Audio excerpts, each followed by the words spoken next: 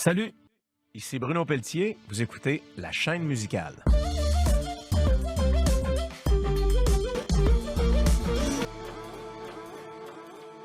Bonjour, chers auditeurs. C'est avec tellement de fierté que j'ai accepté de suivre les pas de mes illustres collègues qui m'ont précédé à la chaîne musicale depuis les derniers mois. Je me sens un peu fébrile. C'est la première fois que je deviens animateur de radio, mais j'ai vraiment le goût de partager avec vous quelques brides de mes réflexions sur tout et sur rien.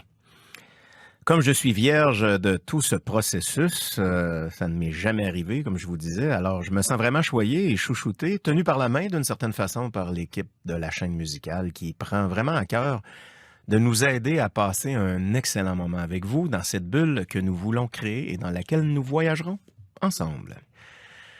Je vous parlais d'illustres collègues en début de micro. Je dois lever mon chapeau à l'ami Pierre Lapointe qui a si gentiment accepté à la dernière minute, il faut le dire, de me remplacer pour ma première émission, soit celle du 9 février passé.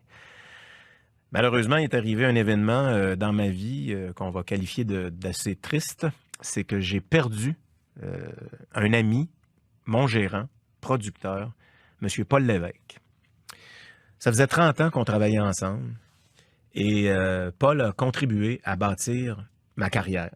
Il a été là de toutes les étapes avec moi, disque après disque, spectacle après spectacle. Il a été là pour m'accompagner, pour bien me représenter, me guider aussi par moments. Et pas besoin de vous dire que ça a été tout un choc il y a 2 semaines quand c'est arrivé. Puis je peux vous dire que je retombe sur mes pattes en travaillant beaucoup à l'élaboration de cette première émission. Puis quand je vois tout le boulot que ça demande, je me dis, il est bien fin, Pierre Lapointe, d'avoir ramassé ça à la dernière minute comme ça. Je me suis aussi dit, il est bien fou d'avoir ramassé ça à la dernière minute.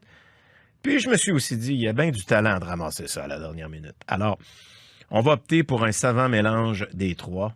Cher Pierre, en russe, on dit « Bolshoï spasiba ». Alors, je te dis un grand merci. Puis si un jour je peux, je te revaudrai ça, mon ami. La radio est un médium en mouvement continuel.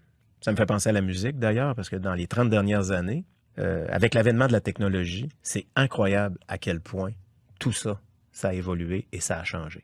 Mais il y a une chose qui ne changera jamais. C'est la première fois qu'un artiste entend sa première chanson jouer à la radio. Je m'en souviens comme si c'était hier. On est en 1992, en hiver. Je conduis un Spirit AMC manuel, qui m'a rendu des fiers services d'ailleurs, et j'entends ma chanson pour la première fois à la radio. Je peux vous dire que j'ai eu une petite émotion et justement, la première chose que j'ai fait en arrivant à destination, c'est que j'ai pris le téléphone, j'ai appelé mon ami Paul, mon ami producteur et gérant Paul. Et on a partagé cette bonne nouvelle-là ensemble et on était vraiment très fiers. Et c'était un beau souvenir pour moi parce que c'est le départ de 30 années de collaboration par la suite. Alors, si vous permettez, en son honneur, à sa mémoire, avec plein d'amour, et de sourire parce qu'il doit se marrer un peu en haut à me regarder jouer à l'animateur, j'aimerais ça vous faire écouter, vous faire entendre mon premier single, ma première chanson, mon premier hit radio en 1992. Bon, c'est sûr que c'est le son de l'époque, début des années 90. Je chante trop haut, je pousse trop, j'ai trop de cheveux, tout est trop, mais c'est quand même ça qui est ça. Mais c'est le départ surtout, c'est le départ de tout avec mon ami Paul. Alors, ça s'invente pas. La chanson s'intitule « Tu pars ». Bon voyage, Paul. Il y a des artistes là-haut qui ont sûrement besoin de ton expertise. Occupe-toi d'eux autres. Puis merci pour tout ce que tu as fait pour moi. Chers auditeurs, bienvenue dans mon univers radiophonique. Fragile de mes yeux, je n'ai plus les mots pour te dire, j'ai perdu la main. Longue est la route qui mène au pays de nos rêves. Je n'ai plus la force d'attendre que ta main tombe sur mon réveil. Et toi qui pars souvent, tu me laisses souvent que du vent. Tu pars et je viens d'écrire tout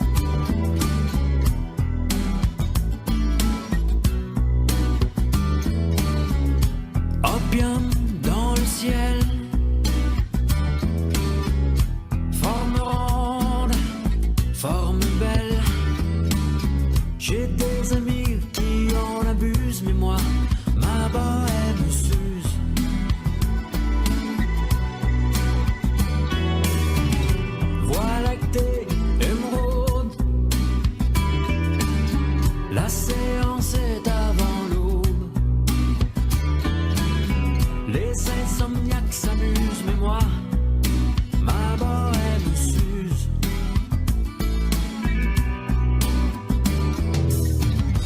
Mais moi, ma bohème s'use.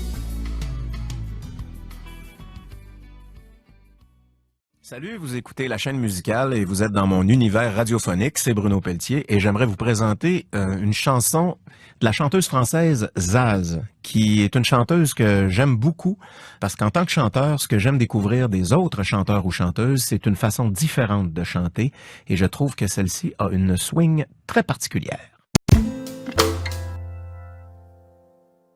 Faisant la recherche de mes sujets avec l'équipe étant la formidable Catherine Dupuis, elle me disait, Bruno, on aimerait ça savoir d'où tu viens. D'où vient le Bruno Pelletier et son désir de musique? J'ai dit, ouais, mais Catherine, il me semble que j'ai raconté ça des tonnes de fois. Elle me dit, Puis elle est convaincante, Catherine. Là. Tu peux pas trop lui résister. Alors, je vais commencer en vous expliquant, en faisant le survol et la genèse du petit gars de Charlebourg que je suis en banlieue de Québec, qui rêvait de musique. Mais pour être exact, je rêvais de devenir batteur au sein d'un groupe. C'était ça vraiment mon vrai de vrai rêve. J'avais 7 ou 8 ans, imaginez-vous, 7 ou 8 ans, et je demandais une batterie à mes parents. Bon, pour les parents qui m'écoutent en ce moment, on sait très bien, si vous vivez l'expérience de votre jeune qui commence à jouer du violon ou de la batterie, vous avez un amour inconditionnel. Ce sont vraiment des instruments qui demandent de la patience, beaucoup d'amour de la part des parents. Alors, j'ai essuyé, croyez-le ou non, un premier refus à l'âge de 7 ou 8 ans de mes parents. Mon père était déjà un guitariste, il faut savoir. Et donc, Pa a décidé de m'offrir une guitare en se disant, mon fils veut jouer de la musique, je vais lui offrir une guitare. Mais bon, moi, comme bien des enfants, de façon très ingrate et égoïste, je n'ai pas eu du tout la réaction escomptée par mon père. J'ai plutôt boudé l'instrument que j'ai mis dans le coin de ma chambre. Je pense que ça a frustré un peu mon père, mais bon, il s'en est remis. Les années ont passé, puis à un moment donné, j'étais autour de l'âge de 13 ans, et je suis moniteur de terrain de jeu. Et il y a dans l'équipe des animateurs qu'on appelle. Eux étaient plus âgés que nous et faisaient un peu office de nos patrons, entre guillemets. Et il y a un de ces animateurs qui était un batteur au sein d'un groupe de mariage le week-end. Il y avait une petite scène qui était installée où on faisait les rassemblements avec tous les jeunes, on chantait des chansons le matin, tout ça. Et il y avait une petite scène qui était là et il avait monté sa batterie. Je lui ai demandé, est-ce que je pourrais l'essayer? Il m'a dit, ben oui, bien sûr, prends les baguettes, sont là. Et là, spontanément, j'ai fait ce qu'on appelle dans le jargon rythmique un 4-4. Il me regarde, il dit, coudonc, t'es un batteur, toi? Puis j'ai fait, non, j'ai juste fait du air drum chez nous. L'expression n'existait même pas à l'époque, mais j'ai trouvé le moyen d'y faire comprendre que je n'avais pas de batterie, mais que je pratiquais régulièrement avec mes bras à partir de ce que je voyais à la télévision, quand j'avais la chance de voir un batteur à la télévision. Alors, probablement qu'il a flairé que j'avais un certain talent, et lui, en plus, il voulait prendre une pause, il voulait remiser sa batterie. Fait qu'il m'a dit spontanément, ben demande à tes parents, et puis s'ils veulent, mets-le dans ton sous-sol, puis joue du drum. Puis c'est comme ça que ça a commencé pour moi. Ma passion pour la musique a commencé de cette façon-là, très, très inattendue. Et c'est sûr que ça faisait des années que je demandais à mes parents. Donc, ils ont fini par dire oui, avec certaines règles. Mais ça reste que pendant 3 ans, j'ai eu un drum dans le sous-sol chez mes parents. Je vous dis 3 ans, pourquoi? Parce qu'au bout de 3 ans, cet ami-là a repris sa batterie. Mais je lui en suis encore tellement reconnaissant parce que du temps où j'ai joué de la batterie, ben il y avait mes chums, mes voisins, qui eux aussi s'essayaient à des instruments, la guitare, le clavier, la basse. Puis on s'est monté un band, on s'est monté un groupe qu'on a appelé très originalement Spectrum. À Spectrum, on jouait Genesis, on jouait Yes, on jouait du Uzeb puis du Ozzy Osbourne. On n'avait aucune cohérence, mais on avait du fun en tabarouette. Et c'est là aussi que j'ai commencé à chanter, ce qu'on appelle des back vocals, des chœurs. Je faisais un petit Phil Collins de moi-même. Phil Collins étant le batteur du groupe Genesis, mon groupe préféré dans mon adolescence. Alors, Louis Laperrière, toi, animateur du Patro Charlebourg, si tu m'entends publiquement sur les ondes de la radio d'État, tu es remercié à grands coups de solo et de chansons. Allons-y avec Phil Collins. can feel it coming in the air tonight. Oh Lord, and I've been waiting for this moment for all my life. Oh Lord, can you feel it coming in the air tonight? Oh Lord, oh Lord.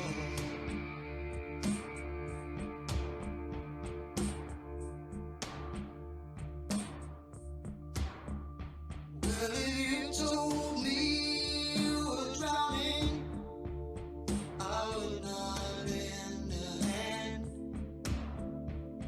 I've seen your face before, my friend, but I don't know if you know who I am. Well, I was there and I saw what you did. I saw it with my own two eyes. So you could wipe out that grin. I know where you've been. It's all been a pack of lies. And I can feel it coming in the air tonight. Oh Lord. Well, I've been waiting for this moment for all my life. Oh Lord. I can feel it coming in the air tonight. Oh Lord, oh Lord.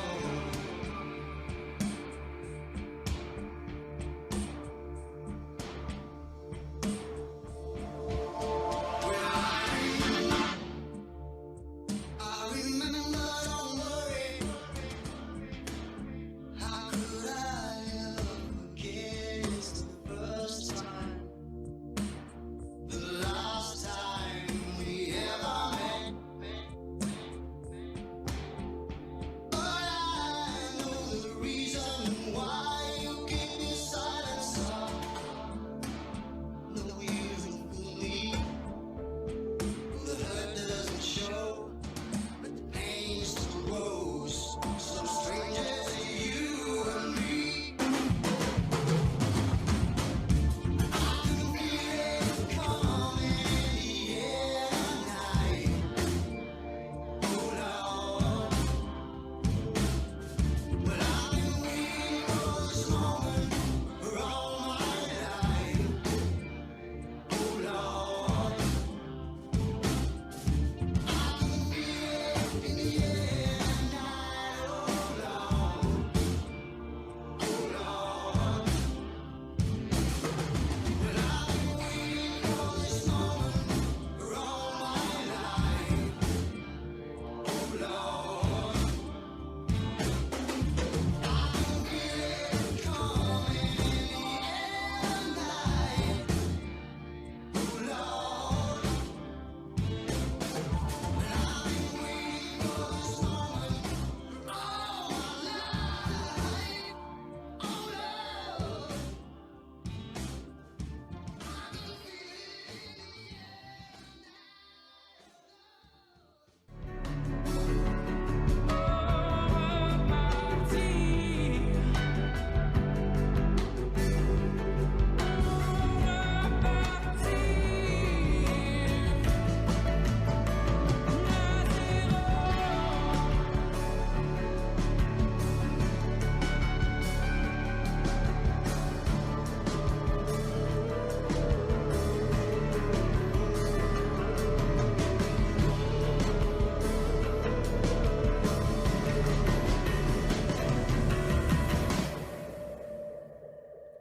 Vous êtes toujours sur Ici Musique, à l'écoute de la chaîne musicale. Mon nom est Bruno Pelletier.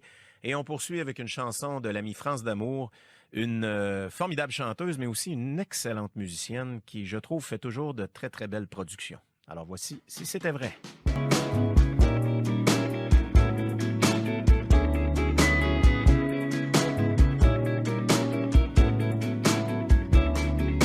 Fin dimanche par semaine, des enfants jamais malades, le bonheur sans la haine, des soldats, la paix dans l'âme.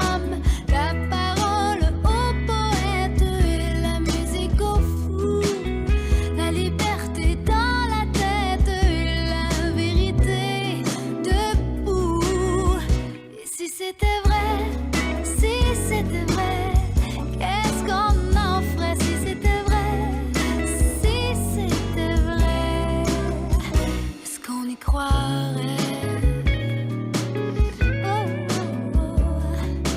Et du pain à toutes les tables, et de l'eau pour chacun, de l'amour non coupable, et le droit d'être quelqu'un, et de la place pour tous pendant qu'on est en vie, et des roses qui poussent sur les fumiers d'aujourd'hui. Et si c'était vrai, si c'était vrai, qu'est-ce qu'on en ferait si c'était vrai, si c'était vrai, est-ce qu'on le croirait si c'était vrai, si c'était vrai, qu'est-ce qu'on en ferait si c'était vrai, si c'était vrai, est-ce qu'on y croirait?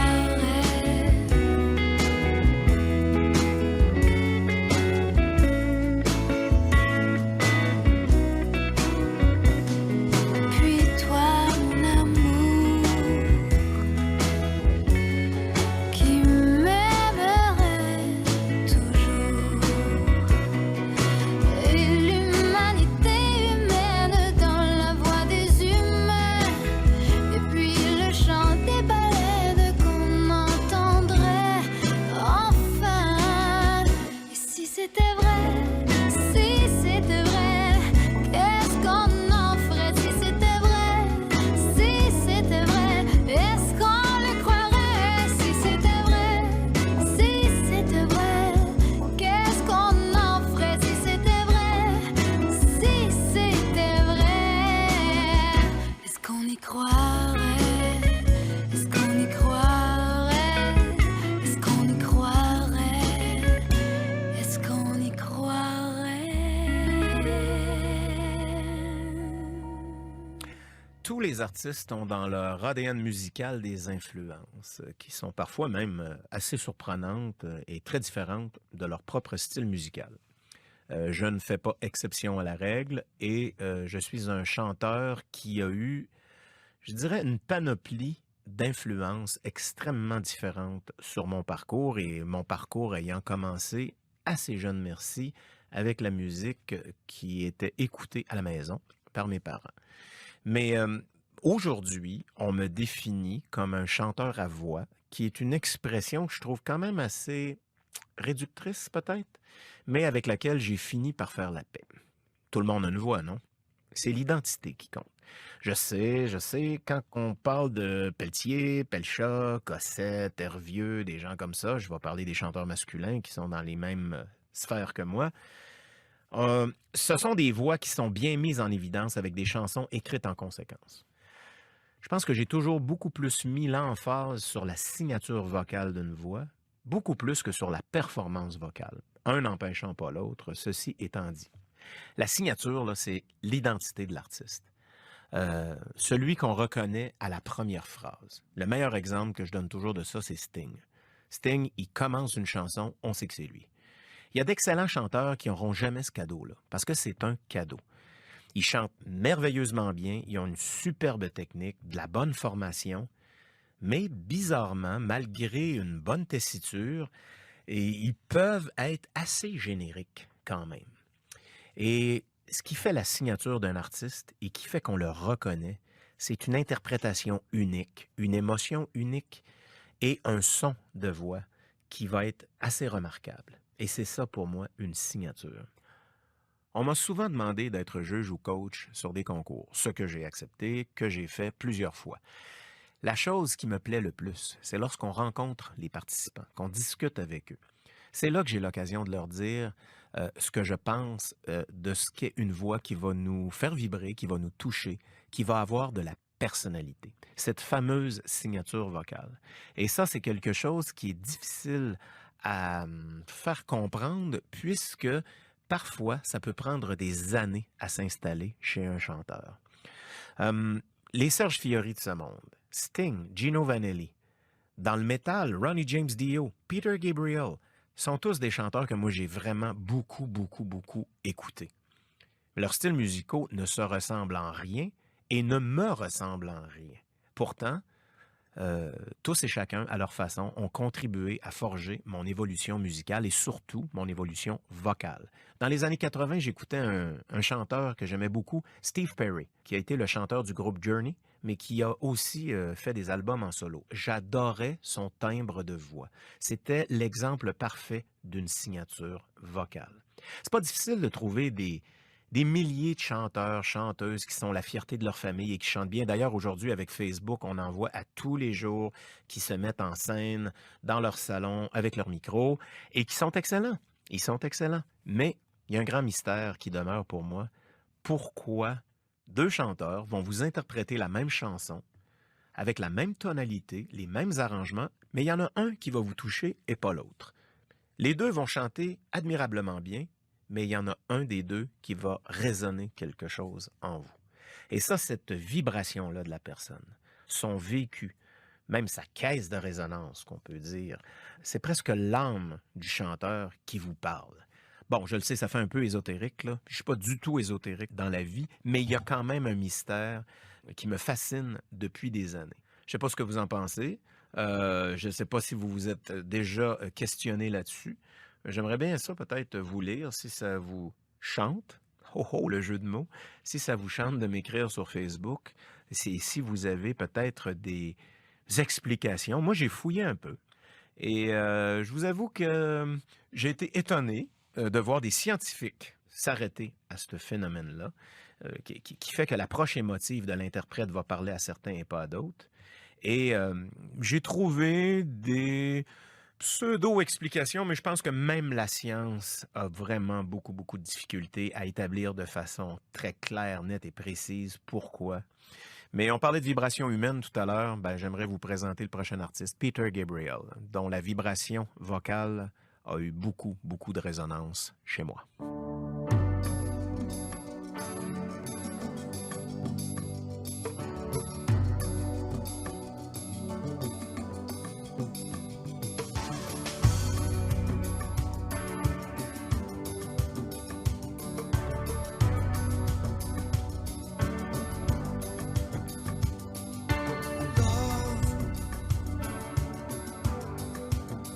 I get so lost sometimes. Days pass, and this emptiness fills my heart. When I want to run away, I drive off in my car. But whichever I connect to the place you are. All my instincts, they return. The grand facade so soon will burn. Without a noise, without my pride, I reach out from the inside.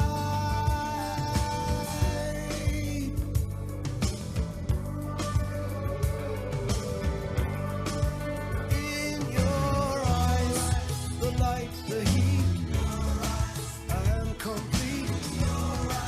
See the doorway, the thousand churches, the resolution of all the fruitless searches.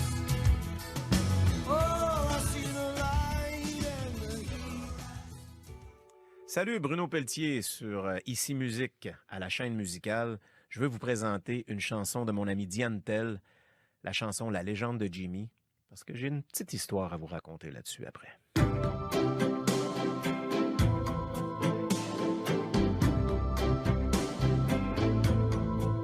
Je l'aimerai à travers toi, je t'aimerai à travers lui, et pour lui tu me donneras le meilleur de ta vie.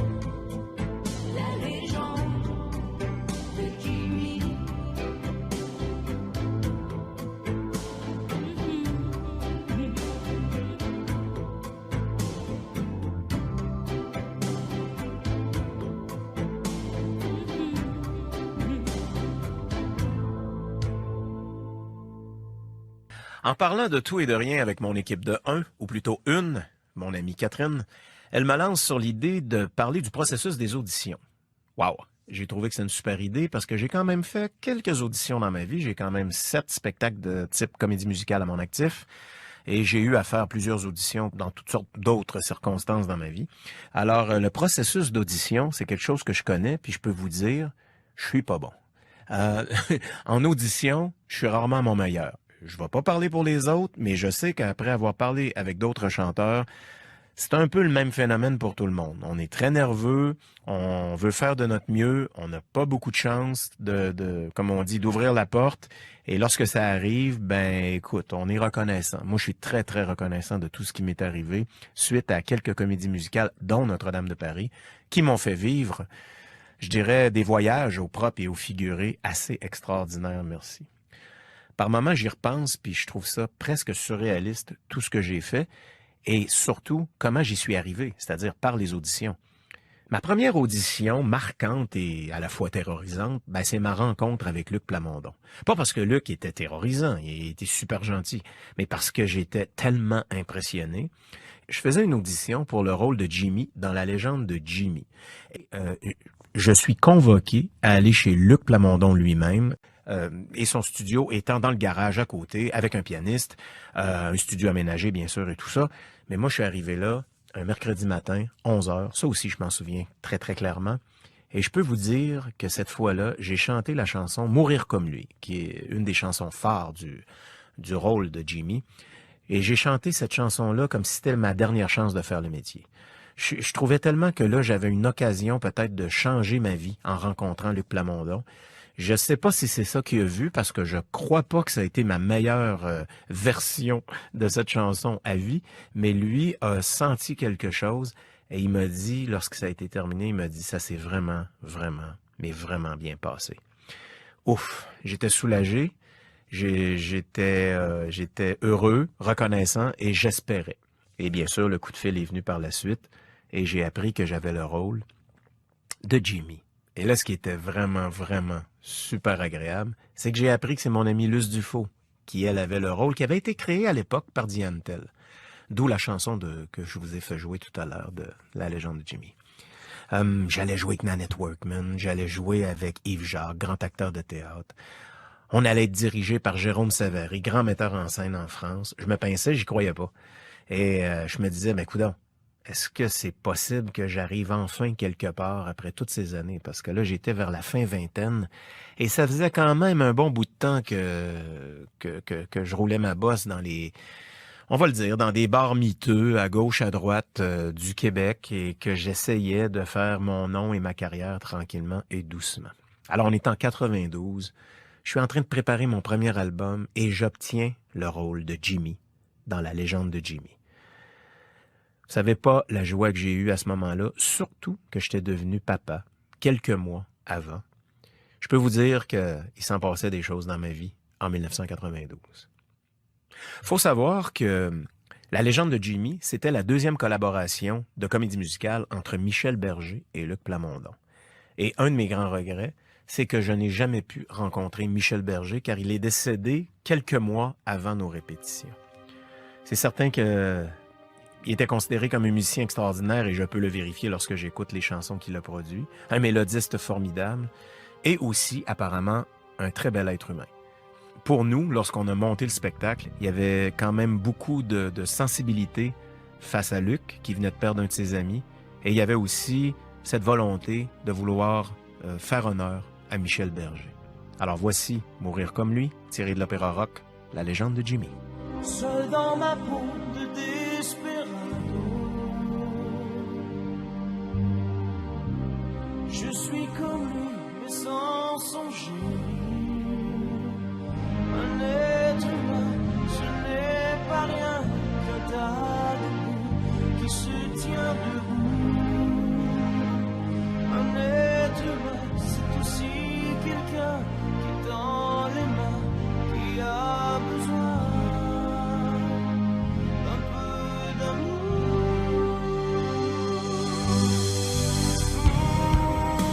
Mourir comme lui, je voudrais mourir.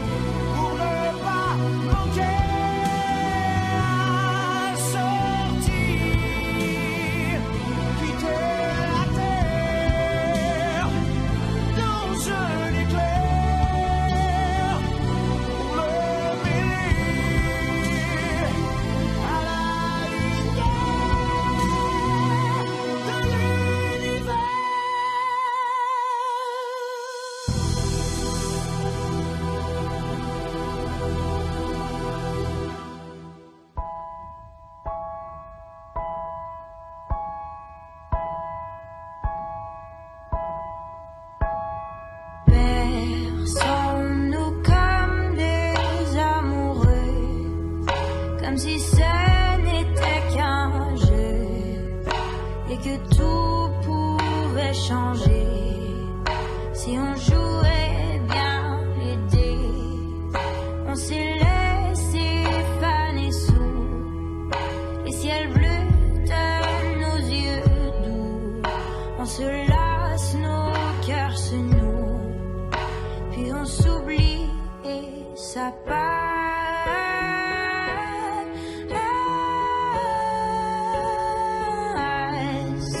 Ça passera.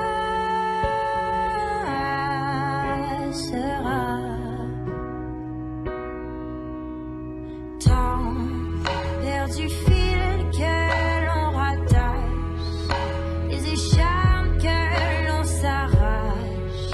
Mais je voudrais que tu saches, et puis nos cœurs se replacent.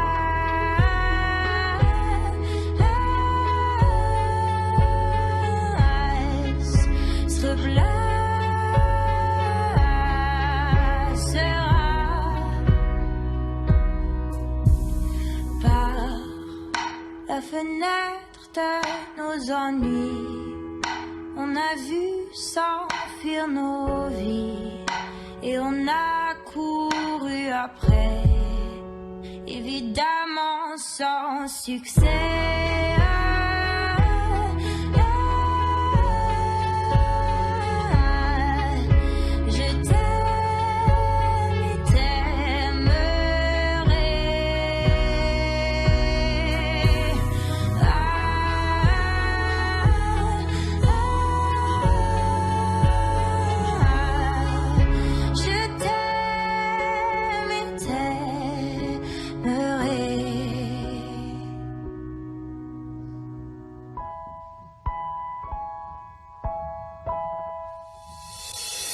Écrivez-nous à chaîne musicale radiocanada.ca ou via notre page Facebook, La Chaîne Musicale.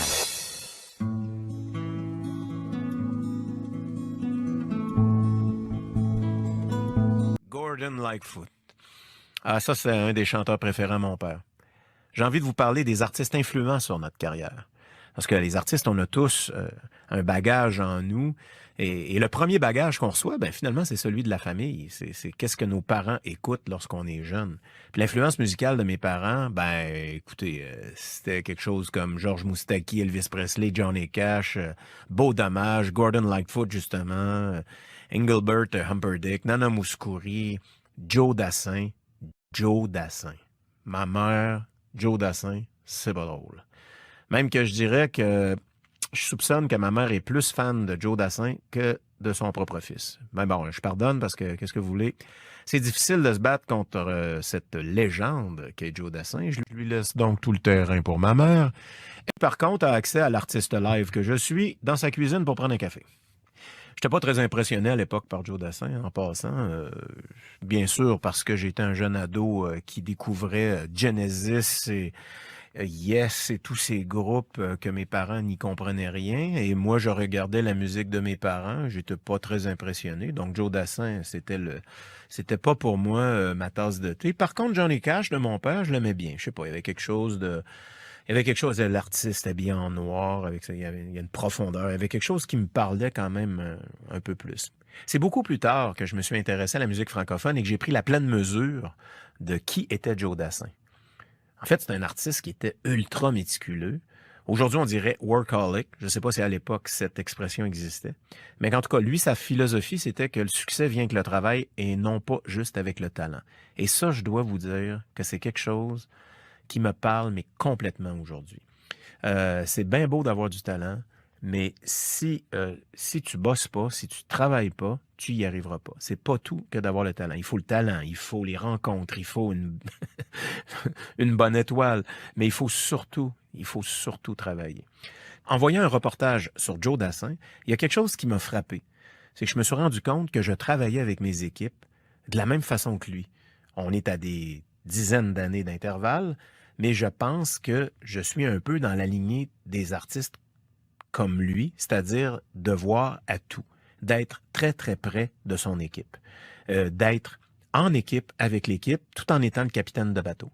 Alors, je suis quelqu'un, moi, qui m'intéresse au script, à la mise en scène, à la technique, donc au son, à l'éclairage. Et en voyant le reportage sur Joe Dassin, ben, j'en revenais pas. Je me disais, mais voyons, ce gars-là travaillait comme ça, puis j'étais un peu comme ça aujourd'hui. Et ça me faisait sourire parce que c'était pas un chanteur qui m'avait plu tant que ça au départ quand ma mère l'écoutait et que j'étais adolescent. En tout cas, merci Joe Dassin. Tes chansons nous bercent encore aujourd'hui et il n'y a pas une fois où j'entends pas une de tes pièces à la radio que je ne fredonne pas le texte et la mélodie. En fait, je suis vraiment maintenant ultra impressionné par toi. Alors merci maman, et surtout, merci Joe Dassin. Vous écoutez toujours Ici Musique, la chaîne musicale avec Bruno Pelletier, et je vous présente un groupe que j'ai beaucoup aimé, beaucoup, Carquois.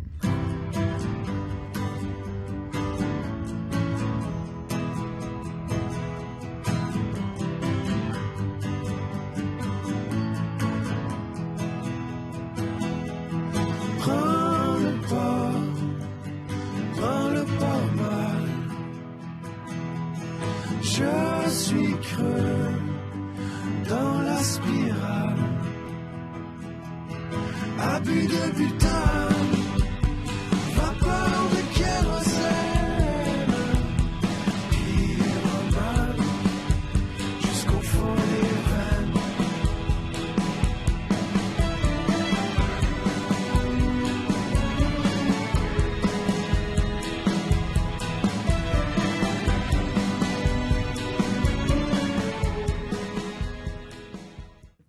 Où je me sens le plus à l'aise, ben, c'est sur scène. J'ai eu la chance de faire toutes sortes de tournées sur mon parcours. Bien sûr, comme tous les artistes, j'ai commencé avec des petites tournées d'artistes en émergence et je me suis rendu jusqu'aux plus hautes sphères d'aréna bondées aux quatre coins du monde.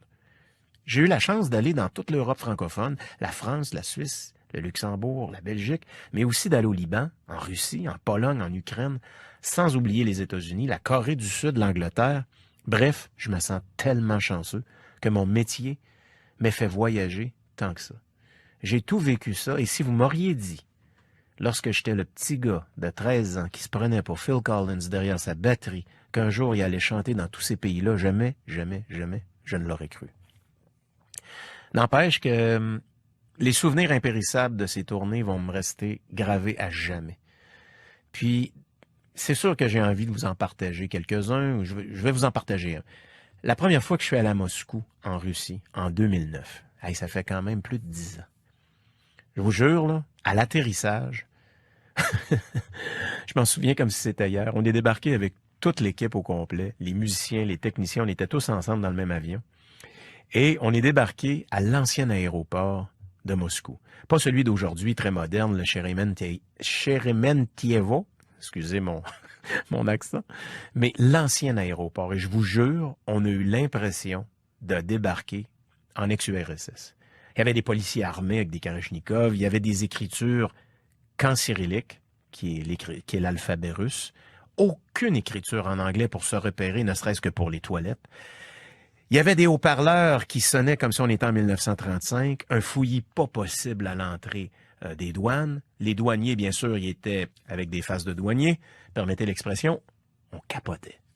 Qu'est-ce qu'on fait ici? La nervosité m'a pris là à ce moment-là. Mais ça s'est vite estompé. Pourquoi? Parce que aussitôt traversé l'autre côté, il y avait l'équipe de production qui nous attendait.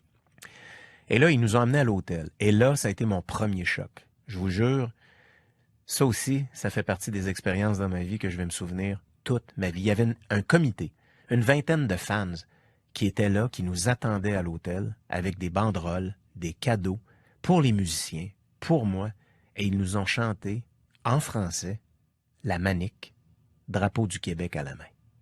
J'étais en décalage horaire, j'étais fatigué du voyage, mais j'ai eu une émotion, je suis venu la boule dans la gorge. Je pense que c'est un moment de fierté pour moi les plus forts de ma vie. Puis la réflexion que je me suis faite, c'est que c'est peut-être une façon, par notre musique, de faire de la politique, finalement.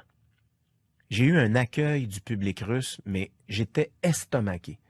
Des fans qui venaient un par un, avec beaucoup de discipline, mais un sourire, le cœur ouvert, l'émotion, et ils m'offraient des fleurs à chaque chanson. Pourtant, là-bas, je suis comme l'équivalent d'un artiste underground, là. On s'entend, il y a 180 millions de personnes dans ce pays-là, plus ou moins. Moi, je fais des salles là-bas d'environ entre 1500 et 2000 personnes. Les salles sont pleines. C'est un beau succès. Mais ça reste que c'est quand même un peu underground. Je me promène dans Moscou ou Saint-Pétersbourg, il n'y a pas un chat qui me connaît, sauf si je croise des fans. La dernière fois que je suis allé, c'était au mois de janvier. Je suis allé fêter le Noël russe là-bas. Parce que le Noël russe, orthodoxe, n'est pas tout à fait sur le même calendrier. Et encore une fois, ça a été quelque chose d'assez formidable. Et avec mes musiciens, ce que j'aime beaucoup, c'est que je le partage avec mes techniciens et mes musiciens. Je ne suis pas tout seul à vivre ça et à revenir au pays, puis d'essayer de l'expliquer. Vous devez avoir le même sentiment quand vous allez dans un pays quelque part en voyage. Vous faites un trip de fou. Et là, vous revenez chez vous, vous montrez vos photos à tout le monde, mais tu sens dans leur œil et dans leur écoute qu'ils trouvent ça super pour toi, mais ils ne l'ont pas vécu comme toi. Alors, une des choses que j'apprécie le plus, c'est de le vivre avec mes musiciens, et non pas juste en artiste solo, qui est invité là-bas. J'y vais toujours, ou presque, avec mes équipes. Et ça, c'est un cadeau extraordinaire qui m'est permis de vivre depuis une dizaine d'années maintenant, plus d'une dizaine d'années, en fait, quand je fais le décompte. Il y a du monde qui se demande, mais qu'est-ce que tu fais là-bas dans les pays de l'Est avec ta musique? Chantes-tu en français? Tu chantes en anglais? Je leur dis, ben oui, je chante en français, je chante en anglais, je chante en russe, en italien. Je fais le même spectacle que je fais au Québec, en fait. La seule différence, c'est que je prends des cours pour leur parler dans leur langue, entre les chansons. Dobry wieczór, moi druzia. Ça veut dire bonsoir, mes amis. Aracho, comment allez-vous? Et puis c'est comme ça toute la soirée parce que je prends des cours ici avec ma professeure, à qui je rends hommage, Maria Bodarenko, qui m'aide pour chacun de mes voyages. Et quand je suis allé jouer en Corée du Sud, ça a été la même chose. J'ai pris une professeure qui m'a aidé à pratiquer mes interventions en coréen. Je trouve que c'est la plus grande façon de respecter les gens qui t'invitent à aller chanter pour eux. Alors, après toutes ces années où j'ai été si bien accueilli, une chose à vous dire, merci. Spasiba.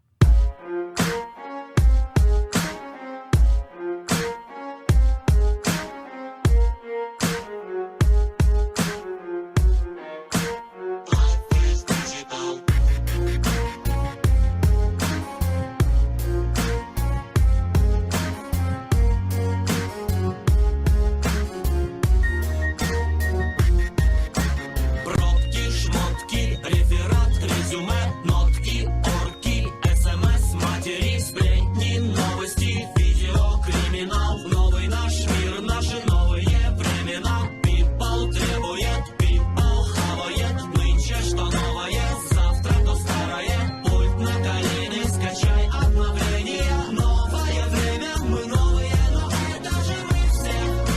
Жизнь записали на цифре. Электронные лица в Нью-Йорке и Ницце. Ведь временем мыслить все надо успеть, и не видно выхода из лабиринта. Вместо людей единицы нули. Умножай и дели, складывай, вычитай. Life is digital. Сплетни, сотни, слухи и домыслы. Где мы, зачем мы, что мы и кто мы есть. Вести, гости, подруги, товарищи. Лишь закладки, забитые в клавиши. Цифры, символы, байты и пиксели. Мы никогда так не были зависимы. Вот они мы виртуальные. Где же тогда мы реальные? Мы ведь это же мы все. Жизнь записали на цифре. Летят электронные.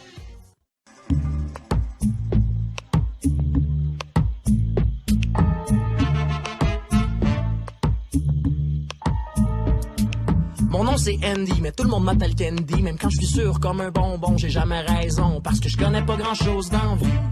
Je fais des affaires illégales de manière très amicale. Je sais que le monde va mal, mais pour moi tout est normal. Parce que je connais pas grand chose dans la vie. À part que le rose c'est joli, autant sur les gens qu'en dedans. Là je parle des vêtements et du sang, bien évidemment que je connais pas grand chose dans la vie. À part que les chauves-souris ont des cheveux, c'est curieux, est-ce qu'elle nous aurait menti? Candy, can't you see que je suis candide, qu'en dis-tu toi? Quand tu me vois pleurer de joie, la vie est vide de sens ici. On saisit pas la chance qu'on a de vivre à fond à chaque fois. T'as raison, arrêtons de se prendre la tête. Sortons et allons faire la fête. Certes, on vit dans un certain confort, fait que ça sert à rien de se faire du tort avec nos trolls au Sénat, pis le pétrole d'Alberta. Dans les deux cas, ça pue pis ça coûte cher. Ici, on a des gars qui auront plus de salaire parce que demain la shop va fermer. Pourtant, tout le monde sait que c'était bien subventionné. La crosse est finie, les boss sont partis vers leur retraite dorée. Avec la poudre d'escampette et la poudre au nez. Après ça, on dit que c'est moi le criminel ici. Candy, can't you see que je suis candidat? Qu'en dis-tu, toi, quand tu me vois pleurer de joie? La vie est vide de sens ici. On ne saisit pas la chance qu'on a de vivre à fond à chaque fois.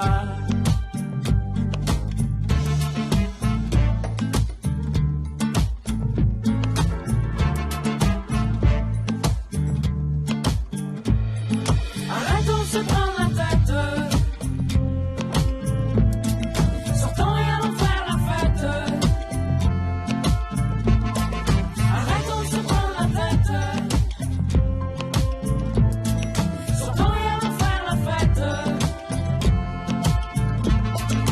Ok, d'abord, je vais arrêter de m'en faire avec le sort de ma communauté. Même si en Ontario, y en ont pas trop d'écoles franco. S'excuser de vivre en français, c'est comme demander je peux-tu respirer là s'il vous plaît? Mais jamais nous mettrons à genoux. Whatever you tell us to do. Mais jamais nous mettrons à genoux. Whatever you tell us to do. Sortons et allons faire la fête. Arrêtons de se prendre la tête. Sortons et allons faire la fête.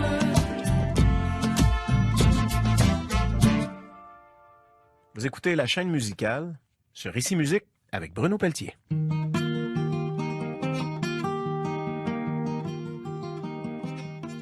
Cette année, après 8 ans, presque 8 ans en fait, d'engagement auprès de la Fondation québécoise du cancer, j'ai décidé de me retirer. Je me retire, pourquoi? Parce que je considère que j'ai donné presque 20 ans de ma vie à l'engagement social, principalement de 2 causes, soit la Fondation canadienne Rêve d'enfants et la Fondation québécoise du cancer. J'ai pris cette décision parce que j'ai envie de m'impliquer de façon beaucoup plus sporadique à toutes sortes de causes qui me touchent beaucoup plus de près que de loin. Je m'explique. Je trouve important d'être proche de ma communauté et d'essayer de faire une différence peut-être près de chez moi. Alors, j'ai eu nombre de discussions là-dessus avec parfois des journalistes, mais aussi avec monsieur, madame, tout le monde, des amis à moi autour d'un souper, un verre de vin, et les gens pensent que c'est plutôt normal pour un artiste d'être engagé ou porte-parole parce que c'est bon pour sa carrière et son image. Très honnêtement, à chaque fois que j'entends ça, je suis un peu dubitatif. Pourquoi? Parce que j'ai pas l'impression que les artistes qui s'impliquent de façon honnête et vraie le font dans ce but-là, c'est-à-dire pour leur image. Moi, en fait, tous ceux que j'ai croisés, je pense à l'ami Dan Bigra et le Refuge, entre autres, pour ne nommer que lui, qui est un gars que j'admire énormément, je pense pas que c'est pour son image qu'il fait ça. Je pense plutôt qu'il a à cœur quelque chose qui le touche vraiment et qui prend racine quelque part en lui. Et moi, c'est un peu comme ça aussi que j'ai décidé de m'impliquer. Je pense vraiment qu'il y a des artistes qui, socialement, s'impliquent parce qu'ils ont ça un peu en eux. Il y a une partie de leur ADN qui fait qu'ils ont envie de vouloir faire une différence. Parce que si vous saviez tout ce que ça demande, souvent d'être porte-parole, l'implication, le bénévolat, les rencontres, et même parfois ça devient presque politique, dépendamment des causes, c'est vraiment, vraiment beaucoup de boulot parce qu'en plus, il faut la connaître, sa fondation. Il faut savoir de quoi elle est faite, où va l'argent qu'on demande aux gens. Il faut être capable de répondre aux questions des gens. Il faut être légitime, en fait. Il faut être légitime. Et c'est pour ça que la plupart des artistes que je vois s'impliquer de façon réelle sont des gens qui sont extrêmement consciencieux. C'est bien, bien rare que j'ai vu du monde s'impliquer juste pour leur image. Ça m'est pas arrivé souvent. En fait, même moi, je me suis demandé, avec toute la bonne volonté que j'avais, je ne sais pas combien de fois, je me suis posé la question, est-ce que je peux faire vraiment une différence? Est-ce que je me sens légitime à faire ça? Est-ce que je suis la bonne personne pour parler de cette cause-là? Est-ce que j'ai les outils nécessaires pour le faire? Bref, j'ai toujours vu mon rôle de personnalité publique comme une espèce de miroir. C'est-à-dire que tu prends la lumière qui vient vers toi, puis tu la diriges vers la cause que tu veux défendre. Donc, c'est un peu ce lien-là que je vois pour les artistes qui ont envie de s'engager. Après ça aussi, aujourd'hui, avec les réseaux sociaux, les artistes qui s'engagent, ben, ils s'engagent aussi sur une pente qui peut être parfois un peu ardue, parce qu'on devient vulnérable à la critique sociale aussi. Donc, l'importance de bien se préparer, l'importance de le faire avec cœur et avec honnêteté. Bruno Pelletier, sur Ici Musique, à la chaîne musicale. J'aimerais ça vous présenter une chanson d'un album qui a été, pour moi, mythique. Il y en a eu quelques-uns au Québec, là, mais celui-là est assez extraordinaire. 200 nuits à l'heure de Fiori Séguin. Voici la chanson « Viens danser ».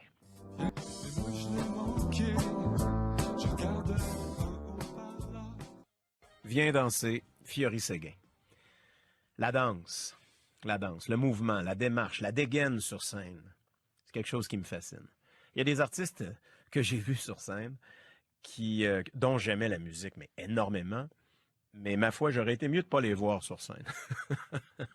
Ils bougeaient tellement mal, ça n'était troublant d'écouter cette musique que j'aimais tant et de les voir gesticuler de façon complètement décoordonnée. Mais bon, pourquoi je vous parle de ça, c'est que la danse est un médium des arts que j'adore. Je pense que c'est sincèrement un des métiers, dans les métiers artistiques, qui est le plus difficile. D'ailleurs, on constate depuis quelques années un intérêt pour la danse si on considère la popularité des émissions de télévision où on présente de la danse. C'est quand même l'art qui, je me demande si c'est pas l'art dans les dernières années, qui est le plus en effervescence et qui a été souvent, sans dire le parent pauvre, ça n'a pas toujours été très, très bien mis en évidence dans les grands médiums. Alors, on assiste à du changement là-dessus depuis quelques années. Et pourquoi moi, je suis particulièrement touché par le monde de la danse, c'est que, bon, j'ai eu 2 femmes dans ma vie que j'ai mariées, que j'aime énormément encore aujourd'hui, et c'est 2 danseuses de ballet.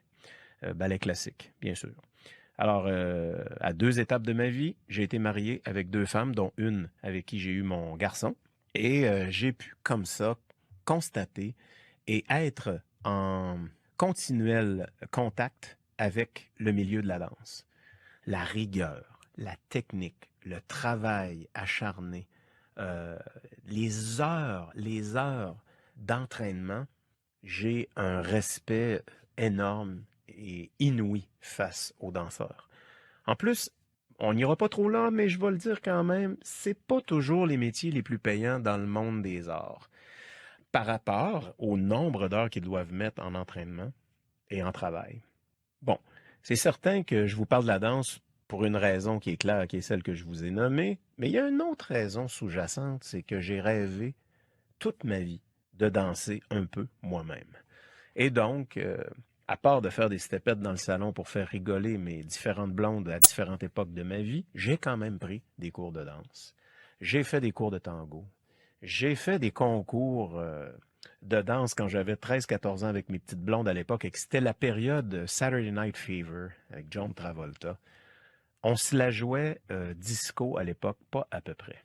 Mais plus tard, dans ma carrière, j'ai eu l'occasion, par les différentes comédies musicales, mais aussi par des concours et des spectacles télévisuels, de participer à des émissions où on devait mettre nos pseudo-talents de danseurs en évidence. Bref, la danse, c'est quelque chose que j'aime énormément. Et j'ai aussi envie de vous dire qu'il y a des documentaires très intéressants. Exemple, Un homme de danse, un hommage à M. Vincent Warren, qui a été quelqu'un d'extrêmement important dans le milieu de la danse. Il y a aussi le documentaire Point d'équilibre de l'ONF, qui est extrêmement intéressant. Bref, c'est un milieu que j'aime, c'est un milieu que j'ai côtoyé un peu par mon travail et par les gens dans ma vie qui ont fait partie de ma vie. Et j'ai toujours eu un petit peu le fantasme de faire mon propre vidéoclip et de me la jouer un peu Justin Timberlake. Alors, ce fantasme, je l'ai réalisé cette année. Cette année, j'ai fait un nouvel album où je rends hommage, ou plutôt, j'aime mieux dire, où je fais un coup de chapeau à des artistes marquants du Québec. Et un de ces artistes-là, c'est Boule Noire. Alors, j'ai repris la chanson Loin, loin de la ville. Et j'en ai fait un vidéoclip avec mon ami Connie Rotella, qui a son école de danse, l'école de danse 1, 2, 3, à Ville-la-Salle. Connie qui a travaillé avec multitude d'artistes, qui est une fille hyper rigoureuse, ultra organisée. Et ce que je trouve le fun à l'école de danse à Connie, c'est qu'il y a des gens de tout horizon, de tout âge, qui viennent de toutes sortes de communautés. Et je voulais ça dans mon clip. Je voulais qu'on représente ça. C'est le Québec d'aujourd'hui, c'est le Montréal d'aujourd'hui. D'ailleurs, on a dansé dans des rues de Chabanel. Et puis, je peux juste vous dire, je parlais d'effort tout à l'heure et de travail acharné chez les danseurs. Faire un clip, une journée de temps, pendant 14 heures de temps, à danser toujours le même 3 minutes, je peux vous dire que je suis arrivé chez nous, je suis tombé comme une roche, j'étais brûlé, mort, fatigué, j'ai eu mal pendant 4 jours. Mais bref, on a un beau clip.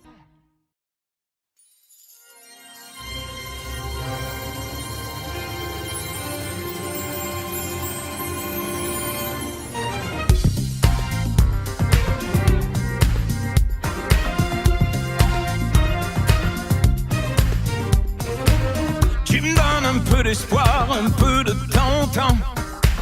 Je te donne tout ce que je peux, tu prends tout ce que tu veux. Qu'est-ce qui m'arrive? Qu'est-ce qui te prend?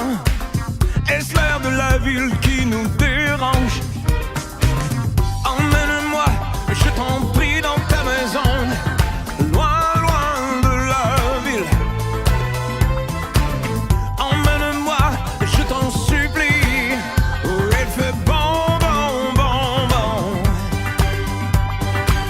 Emmène-moi, emmène-moi, emmène-moi, loin, loin de la ville. Emmène-moi, emmène-moi, emmène-moi, loin, loin de la ville. Emmène-moi.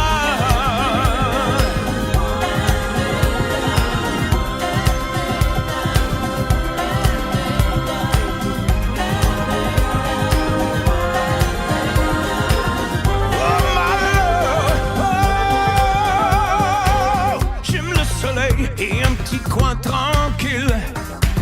C'est pas pareil en plein cœur de la ville. Qu'est-ce qui m'arrive? Qu'est-ce qui te prend? C'est bien l'air de la ville qui nous dérange. Emmène-moi, je t'en prie, dans ta maison, loin, loin de la ville. Emmène-moi, je t'en supplie, où il fait bon, bon, bon, bon. Tu me donnes un peu d'espoir, espoir, espoir. Je te donne tout ce que je peux.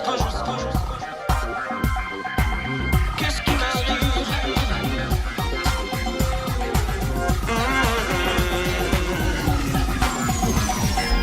Emmène-moi, emmène-moi, emmène-moi, loin, loin de la ville. Emmène-moi, emmène-moi, emmène-moi, loin, loin de la ville. Emmène-moi, emmène-moi, emmène-moi, loin, loin de la ville. Emmène-moi, emmène-moi, emmène-moi, loin, loin de la ville. Emmène-moi.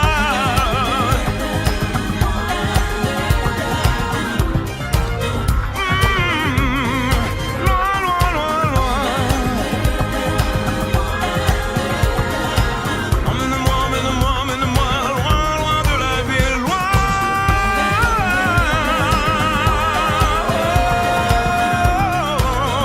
loin de la ville.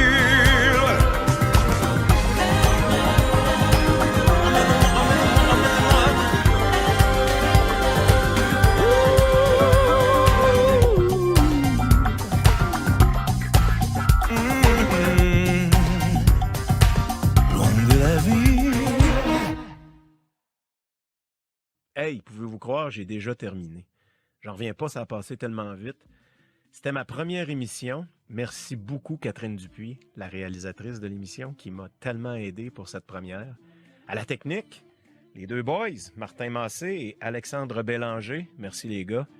Et ben, moi, je vous dis, on se retrouve la semaine prochaine. Et puis, je commence tranquillement à me sentir animateur à mes heures. Ciao!